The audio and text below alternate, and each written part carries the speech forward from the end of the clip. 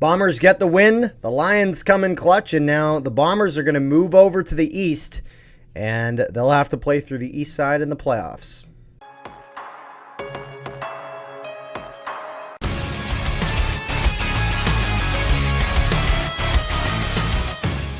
Good morning, afternoon, and evening, ladies and gentlemen. Welcome back to another video as the Winnipeg Blue Bombers beat the Montreal Alouettes by a score of 19-10.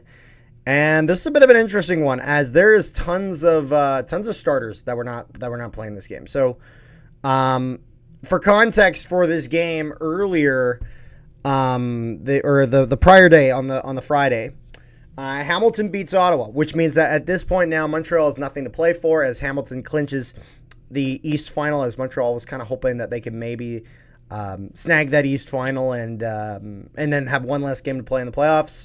That doesn't happen, so then Montreal makes some lineup changes before their game with Winnipeg. Not nearly as many changes as Winnipeg did, but they did make some. Winnipeg pulls the majority of their starters out, as the Bombers, if they won, they would need they would have needed a lot of things to go right for them in a certain regard to end up in the West. But I think if you were Winnipeg at that point, because you couldn't host the West semifinal at that point, mathematically, it really didn't make a huge difference for them. And so they'd have their backups and Strevler leading the charge to try to get them the win there.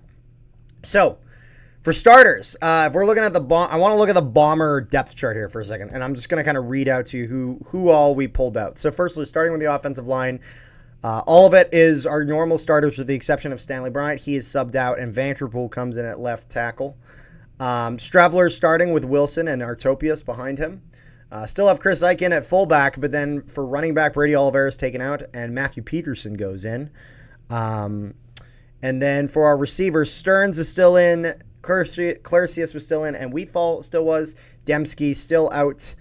Unknown if he'll be healthy for the East semifinal against the Alouettes, but we'll have to see.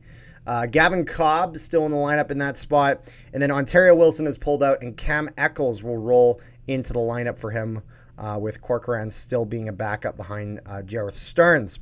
Castillo and Jamison Sheehan still in the game for your kickers and punters. However, our returner was Peyton Logan today, as Trey Vavel was taken out to make sure he was okay. As far as our defensive line, Jake Thomas played, but he wasn't starting. He was actually behind Lawson, and Lawson was the starter. Thomas got some plays, but he didn't play very much.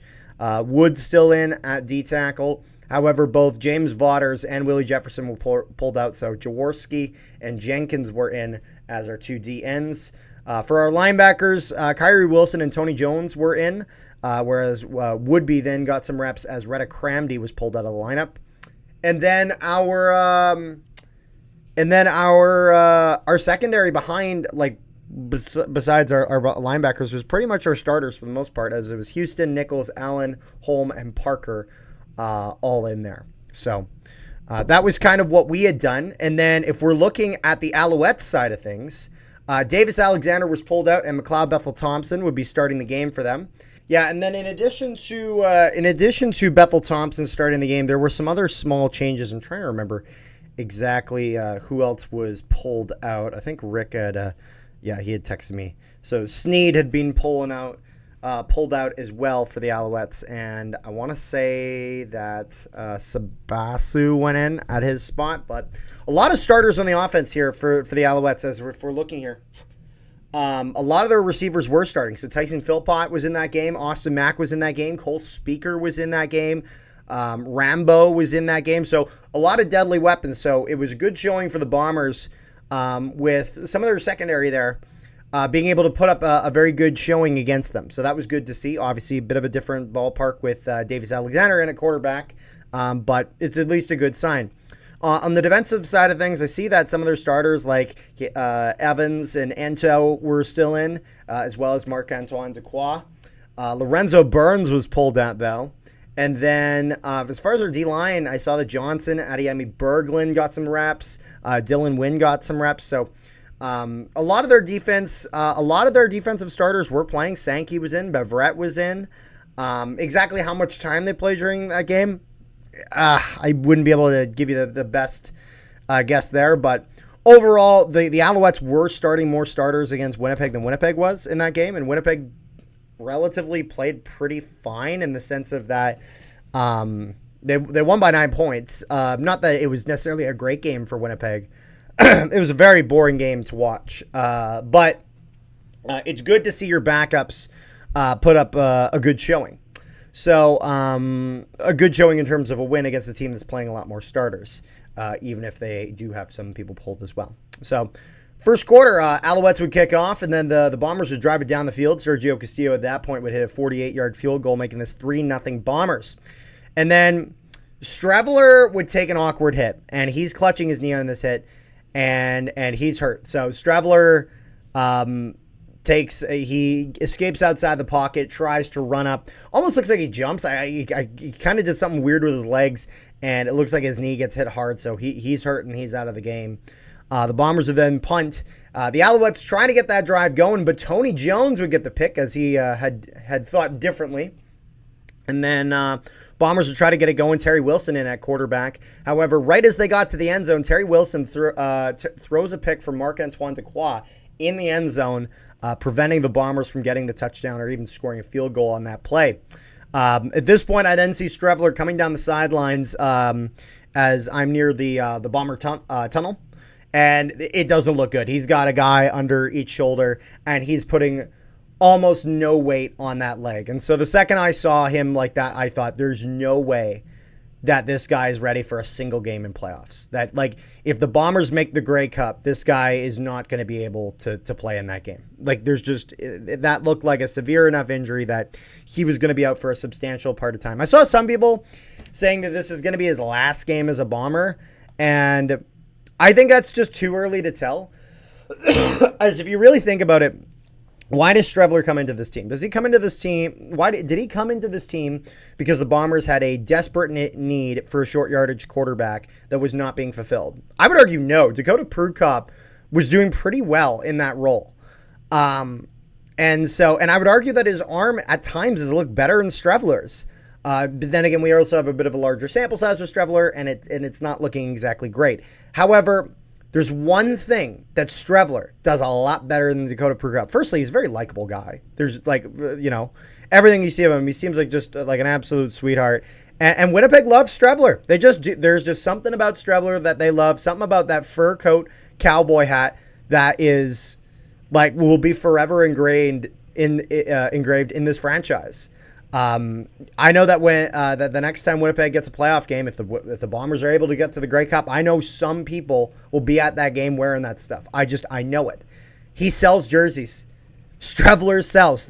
He is a marketable player for this team, and so Streveler realistically is most likely going to be in Winnipeg for as long as for until he decides to retire from football. That's what I see as the most likely outcome, but. He puts no weight on that sidelines as he's being taken out. And then he was hugging someone. I wasn't sure exactly who it was, but I could see him kind of crying on their shoulder. So I'm not going to lie, I felt terrible for the guys. You can tell that every part of him, like Streveler, though he's not a perfect football player, that guy's a fighter. He puts 100. You really feel that this guy gives it his all. And so I have a lot of respect for that. As much as I'm not going to be like, Streveler is the be-all, end-all backup quarterback. As a human being, he seems like a fantastic dude, and I really felt for him there. I could imagine if I was in that situation, I'd feel crushed, knowing that you're not going to be able to play in some of those important games of the year. So I felt for him there. Alouettes would then start driving down the field, kind of getting back into the game here. Their drive wouldn't go anywhere. The Bombers get it back. They go for a long field goal. Castillo goes for a 58-yard field goal, and it is a little bit wide and a little bit short. And I will say, firstly, I love that Winnipeg went for this field goal. And now, to be fair to Castillo, firstly, the wind was super unpredictable that day, and it wasn't behind him. And so that was going to be a very, very hard kick to make. But I love that they went for this because why wouldn't you? You have the chance of getting that 3 points. And so the biggest thing is you just need to make sure that your special teams, your field goal unit, is prepared for downfield coverage. And that's exactly what they did. They tackled him right down low, like within 10 yards of the end zone. So it works as a pretty decent punt, and you still had the chance of getting that field goal points. I don't care about his percentage. I want him to go for it, because if he does get it, then that's an extra 3 points on the board, and so it's just a net positive. So good try for Castillo, as he had a lot of things working against him there, and unfortunately that was enough to prevent him from getting it. But I love that they went for that. I want to see more of that. So it would go to the second quarter here. The Alouettes would drive, and then Maltos Diaz would hit a 25-yard field goal, making this a 3-3 tie. It go back and forth a little bit, not a whole lot happening, but the Bombers would go to punt, and they would actually pull the Alouettes offside and would make it a first down for Winnipeg. I remember when this happened in the Winnipeg-Calgary game, where Jefferson, as part of the punt return team, get pulled offside. That Calgary drive continues. That's, if you're a coach, that is one of the most annoying, undisciplined penalties to take. Not just an offside, but an offside on third down, where you were going to get possession, and now you've lost possession because you just didn't quite have that discipline on the line of scrimmage. So a little bit of a discipline issue there for the Alouettes. But, Bombers get first down, can't complain there. Alouettes would take an unnecessary roughness penalty, as our guy would run into the sidelines, and then they would go to do a bit of a tackle, but they just hit him a little bit late. And so it almost looked like a suplex. It wasn't like abhorrently dirty. I just don't think that he had the awareness of exactly where on the field he was and that he was out of bounds. So they would take that penalty. Winnipeg would then take a penalty on the same play. I'm assuming after the play. However, it's weird. They move the ball back. They make it first down because of the offsetting penalties and whatnot. But they don't exactly announce what kind of penalty Winnipeg gets there. So I'm not sure what it was. But I'm presuming it was some dumb shit after the play, as that's certainly what it looked like, based on everything that I saw. Sergio Castillo would then hit a 42-yard field goal, making it 6-3 for Winnipeg. Then the Alouettes would drive it down a little bit. They would punt, and it would go through the side of the end zone after going in, so they would take the single, making this a 6-4 game for Winnipeg. Bombers would take a defensive pass interference, and it would go back and forth a little bit. Alouettes now on offense, trying to drive it down the field. However, Cam Allen would have, I believe, a sack. I just wrote Cam Allen, but I'm pretty sure that was a sack that he got on the play. This is what happens when you don't clearly outline your notes, Carter. Good play by Cam Allen. Can't complain there. And then, what did I write here? Wilson clearly in the end zone. Oh, yeah. And then, so the Bombers would drive it down. And it would be first down on basically the 1. And Terry Wilson would go in at short yardage, because they kept him in at short yardage. They didn't bring in Artopius. And this is the smart call, as now we know that Terry Wilson is going to be the backup to Zach Collaros in these games, and that Terry Wilson's going to have to do that short yardage role, as we know that Streveler is going to be done. And so it makes sense to keep him in, get him some reps there, get him kind of used to that and ready to go. So, first one, then this is in the end zone close to me. So I have a very good view of this. Terry Wilson was absolutely in on first down. There's no question. I'm not going to lie, official number 23, who is in front of it, I don't even know how he doesn't see it. I can literally see that ball extend out. And not only because it's just the front tip that has to pierce the end zone, I think almost the entire ball is in the end zone. I don't even know how they don't see this. And that happens twice, and then it goes to third down. And not going to lie, the Winnipeg crowd's a little pissed. Not because, not at our players, but the fact that we're like, seriously, you're not seeing this? How many times does he have to get into the end zone? Like, does he have to be like 6 feet in the end zone for you to finally realize that he's in? But it is what it is. The officials would see it at least close enough on third down, and it would be ruled a touchdown. So touchdown for Terry Wilson. And then the conversion is good, so it'd be 13-4 for the Bombers going into halftime. So all in all, pretty boring game. Not a whole lot happening, but Terry Wilson had played okay.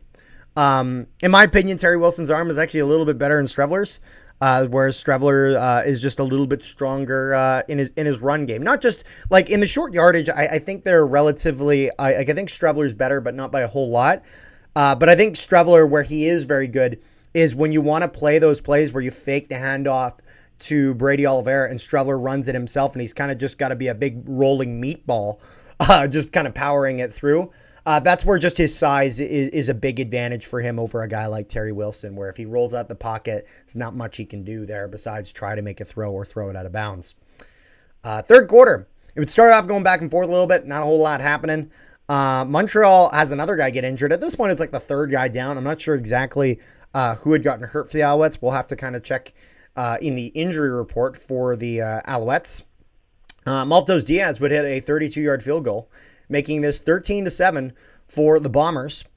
And then the Bombers would then drive it down the field a little bit, and then Castillo would go for a 50-yard field goal attempt. However, he hits the post, so it doesn't go through, and so it would remain as 13-7 for Winnipeg. Whole lot of nothing happening. I actually wrote down this game's boring at this point, as there really just wasn't a time, just kind of a couple plays, punt, Bombers would take a procedure penalty, and then Matthew Peterson would fumble the ball as he was running it. That ball, guy comes in for a tackle, but he comes and he punches that ball straight through. Matthew Peterson wasn't ready for it. Ball comes out. Alouettes have possession. They would drive it a little bit down to start the fourth quarter, and then Maltos Diaz would hit a 34-yard field goal, making this 13-10 for Winnipeg. And then as they're on their next string of defense, Jenkins, the fill-in defensive end for Winnipeg, we get his first sack of the night, or potentially his career. I don't even know. But Jenkins would get a sack. Nice play on McLeod Bethel-Thompson. And then afterwards, the Bombers would go on to offense. They try to get it going, and then they would go to punt, and Sean Oakman would take a roughing the kicker penalty on Winnipeg, and they'll keep possession. So I don't blame this too much on Sean Oakman. Like, firstly, it's totally a penalty. I want to preface that. But Sean Oakman tries to kind of barge through another block, and he gets through it, and he's already kind of stumbling forward. And at that point, he, as part of a follow-through, kind of hits Sheehan. Sheehan, little roughed up, he gets up. But this is a play where there's not much that Sean Oakman can do on that, in the sense of he's already committed to trying to get through another block. And he just didn't have his balance. And he's a big guy. And so when he, like how big is Sean Oakman? Is he like 6'5"? Like he's huge, from what I remember. I'm just going to quickly search that up here. Sean Oakman, 6'8", 280 pounds. The guy's a giant. So when he loses his balance and he stumbles into someone, it looks like he kills them. Like, that's just the way it goes. So overall, I thought that was the right penalty call, but also I'm not losing my mind over Sean Oakman's play here. I don't think it was a dirty play at all. And then the Bombers would try to get that ball moving again there, and there would be a huge gain for fullback Michael Chris Ike. And then the Bombers would try for a throw in the end zone for Gavin Cobb, and then there'd be defensive pass interference called against him. The ball would get moved to the 1-yard line. However, Montreal would challenge this play, believing that there was no defensive pass interference. They would succeed on this. There's no DPI. So the Bombers would then try to get it moving a little bit more, and Sergio Castillo would end up hitting a 17-yard field goal, making this 16-10 Winnipeg. Montreal then gets themselves going. They would go for it on 3rd and 7 in their own red zone, and they would not get it, so turnover on downs in the red zone. And then at that point, the Bombers would hit an 11-yard field goal, making this 19-10 Winnipeg. So even with a 2-point conversion, the lead is out of reach. And then we would kick off, and whoever their returner was, I can't remember who it was, just gets absolutely run over by, I think it's Munier Bailey. Munier-Bailey. So I think it's Munier Bailey. I probably butchered that. Apologies to him. One of our few global players. He's from the United Kingdom. So really great play on kickoff there. Not a ton of global guys you get in, so it was cool seeing it. And then Montreal near the end of the game, it would be 3rd down again. They would go for it again on third down. They would ultimately fail on that attempt, turnover on downs, and then at that point, Winnipeg goes to victory formation. So the final score, 19-10 for Winnipeg. Overall, I was fine with this game. It was one of those things. It was a boring game to watch. If you missed this game, you did not miss much. But this was very much a situation of, I was hoping for the Bombers to end out in the East. Although I think there are advantages in the West, advantages in the East. The game that really mattered for Winnipeg, if they wanted to go into the East, was the BC-Saskatchewan game. They needed BC to win that game, to which BC did. And so That now guarantees our playoff matchups. And I'm just going to make sure, I'm going to go to the CFL here just to make sure I have all of the, I have everything fully accurate. But with the playoff matchup set up, Saskatchewan has won the West and Hamilton has won the East. They will both get a bye to the West and East final, respectively. For the West final, it'll be the BC Lions at home taking on the visiting Calgary Stampeders. So the battle of Vernon Adams versus Nathan Rourke. So it'll be an interesting duel there. And the Bombers move to the East to take on the Montreal Alouettes. The Alouettes, of course, being the home team. So Winnipeg going to be on the road the entire playoffs unless they get to the Grey Cup, in which, as much as they would technically be the away team against whoever they're against, it would very much be a home crowd with the Grey Cup being hosted in Winnipeg this year. I'll be at the game. I'm excited for it. I'm just hoping that my Bombers get to it and get to their 6th straight Grey Cup appearance. So let me know what you guys thought of this game in the comment section down below. I was okay with it. I know some people were upset as they felt that the Bombers pushing, trying to sell out, and then immediately announcing a roster with almost no starters was a bit of a bait and switch. I'm going to be honest, I could not disagree more with that. As, firstly, the marketing team, their job is to sell tickets. That is their goal. They don't control anything else. Their goal is butts and seats. Do they have any say on who O'Shea puts in the game? No. And if you're O'Shea, you're not trying to sell. Like, obviously selling out is great, but your job is doing what's best for the team, what you believe is the best decision for the team.